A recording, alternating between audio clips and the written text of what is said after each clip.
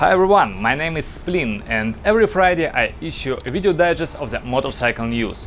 This is my first video in English, but I started this weekly digest long ago. Since then, it's the 151st issue of the digest.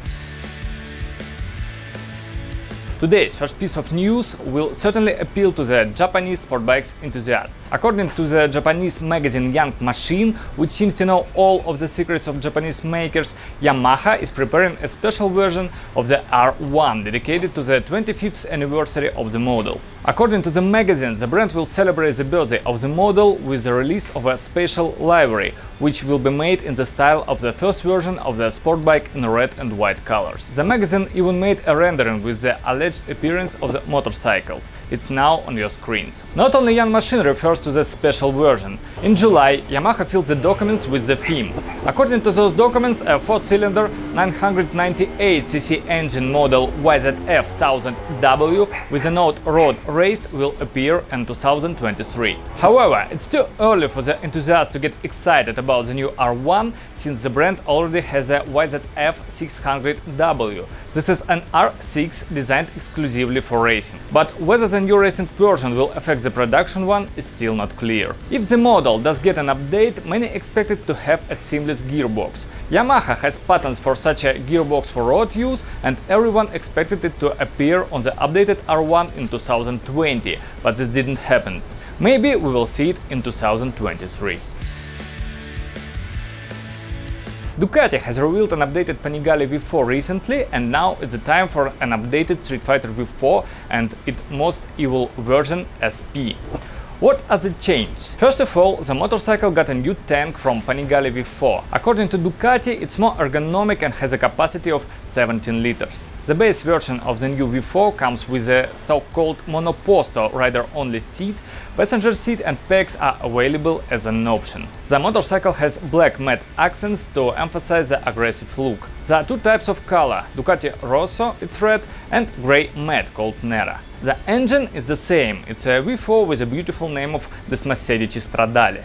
The capacity of 1103 cc, the engine delivers 208 horsepower at 13,500 rpm and 123 Nm at 9,500 rpm. 70% of the torque is available at 4,000 rpm. The muffler has been updated to optimize performance according to Ducati. Same as the new Panigale, the Streetfighter has 4 engine power modes: Full, High, Medium and Low. Full and Low are completely new modes, High and Medium were updated. There are also traditional motorcycle setups: Wet, Race and Road, and the Quick Shifter and now Softer. Same as on updated Panigale, there are a new dashboard mode called Track Evo. It displays relevant information for riding on track. The geometry of the chassis has also changed. The swing arm is now mounted 4 mm higher, which reduces motorcycle squatting during acceleration and increases the stability of the front wheel due to the redistribution of weight. If you go to the S version, you get Marchesini forged aluminum wheels, Öhlins active suspension and steering damper, and a lithium battery, which is 1.7 kilos lighter than the standard one. And finally, the top version SP. In addition to the S version package, it also has split 5-spoke carbon wheels, 1.4 kilograms off, and an STM Evo SBK dry clutch with a carbon cover, which is for some reason only homologated for track use. SP has more powerful brakes with Brembo Stylima air calipers and adjustable aluminum foot pegs. Finally, this version has a special color scheme called Winter Test Livery. At the time of recording the video, the prices have not been announced yet. And now it's the time to talk about cruisers. In Europe, midsize inline twin motorcycles are getting popular, as these are A2 license-friendly bikes. Let us talk about one of such bikes. J Motor Company is introducing the neo-retro cruiser called SRV 550 ST to the European market, which is based on their own neo-retro naked called SRV 550. Let's look at the model in more detail. The engine is 554cc inline twin, delivering almost 48 horsepower and meeting Euro 5 environmental standards. In terms of ergonomics, the new model is a classic cruiser. The foot pegs are pushed forward, the seat is low, the handlebars are high, and the frame is long and made of steel tubing. All this provides a relaxed classic cruiser sitting position. The bike also has modern elements, LED lights and digital dashboard. The components of the new model are quite simple. Conventional telescopic fork, 17-inch cast wheels and a monoshock at the rear. It also has a large and wide rider seat, and the back seat looks like a passenger can theoretically fit, but it would probably not try to do it. And typically for mass-market cruiser, it has belt drive instead of chain drive, so you can attach Harley badge to the bike and tell everyone that you have a Harley. The price is quite nice, 7,000 euro in Germany.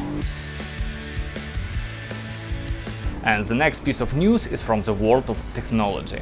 Regina introduced a motorcycle chain that does not need lubrication. Not having to loop the chain is a dream of almost every motorcycle rider, but there are not too many options available on the market. The only one that comes to my mind is the one by BMW, which might as well be original coming from Regina. So, the Italian company Regina came up with the HPE Z-Ring model claimed to have solved the chain maintenance problem. It was launched in 2021 with 525 rings, while the new version has a more typical size of 520 rings. So, how does it work? First of all, the chain links are coated with a patented tetrahedral amorphous carbon coating, whatever it means. It significantly reduces the friction between the links as well as protects the links from corrosion. Secondly, there is lubrication in the chain, but the company has developed a technology that almost eliminated splashing of lubrication from the chain during operation. The first version of the chain was really expensive, at least 20-70 euros. The new 520 chain is expected to cost significantly less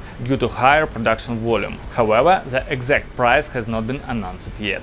But remember that also you don't need to lubricate the chain, you still need to clean it sometimes as well as check the tension. And now it's time for some funny news. Moto Gucci released the V7 model in collaboration with another Italian company, Gucci. The two names are so similar that they could have named it Moto Gucci. Surprisingly, they didn't do so. The British skate fashion brand Palace also contributed to the collaboration. So, what did we get here? Look at the bike on your screen. In my opinion, it looks a bit questionable, but maybe it's a matter of my personal taste. The engine and almost all of the metal elements are black, mirrors, fork, wheels, exhaust all black. At the same time, the tank and front fender are green camouflage, with seat is embossed and dark brown, and the side cases, more like bags from Gucci and Palace together, are a soft light green shade that echoes the camouflage. Well, all the splendor is decorated with a gold Gucci monograms on the fork, a gilded upper part of the fork and even Moto Gucci nameplates on the tank. Palace Gucci Moto Guzzi. Official name of the model will be available at the Gucci online store as well as in some of Gucci stores around the world. And now it's the time of some news from the world of motorcycle gear. Shoei has introduced a new track helmet called the X-Fifteen. Have you ever wondered why track helmets that are similar to road helmets are usually much more expensive? One of the problems that engineers have to solve is aerodynamics of the helmet at speeds over 300 km per hour. The new helmet, according to the manufacturer, was developed using a wind tunnel and is designed for efficient operation at speeds of as much as 350 km per hour and even faster. Compared to the previous model, the X-14, the lift force has been reduced by 1.6% and drag by 6.1%, which is quite a lot. Inside the visor we have vortex generators, which are designed to reduce noise, so that the rider can concentrate more on riding the motorcycle. Ventilation is optimized to account for the sport bike specific aerodynamics of the rider. Shoei also introduced ventilation of the cheeks. A pin lock can be installed on the visor. Inside the helmet there are sections of special fabric that dries quickly and removes sweat. Based on the feedback from MotoGP riders, the position of the eye port and cheek pads has been optimized. The eye port is located 5 mm higher than before, which might seem as not too much of a deal, but that was the feedback from the riders. The new helmet can be used with a hydro pack and has a double visor locking system, so that stays exactly in place in case of an accident. And, of course, the helmet has an emergency removal system. The price in Japan has been announced, $510 United States dollars, which seems quite low for such a product. Not so long ago, there were 2 fatal accidents with autopilot-ridden Tesla hitting motorcyclists. There is now a third such case in the United States. The pattern of the third accident is exactly the same as that of the first 2 accidents, and it's related to Tesla autopilot failing to recognize the motorcyclist. Similar to the first 2 cases, the accident happened at night. The type of motorcycle involved is again a cruiser, and the same as the other cases, it was a rear-end collision. The car rammed a Kawasaki Vulcan S. Unfortunately, the motorcycle rider died. So it has been already 3 times that accident of such a pattern happened in the United States in less than 60 days. Tesla, meanwhile, continues to be somewhat contradictory in its statements. On one hand, it claims to have full self-driving and autopilot. On the other hand, one cannot drive fully relying on these systems. But again, if you want, the car will take you to work by itself. So, let us hope that following the investigation, Tesla will change its approach and will stop killing motorcyclists at night. To close the episode on a positive note, here is a cool video for you. 5-time world supersport champion Kenan Sofuoglu taught his 3-year-old son to ride a goldwing. No, it's not a joke. A child who cannot reach the pegs with his feet, not even ground, can start, ride and stop a goldwing without any assistance. A goldwing, just look. So, that's it for today. Thank you for watching, like and subscribe. I will appreciate your feedback and comments. See you next Friday.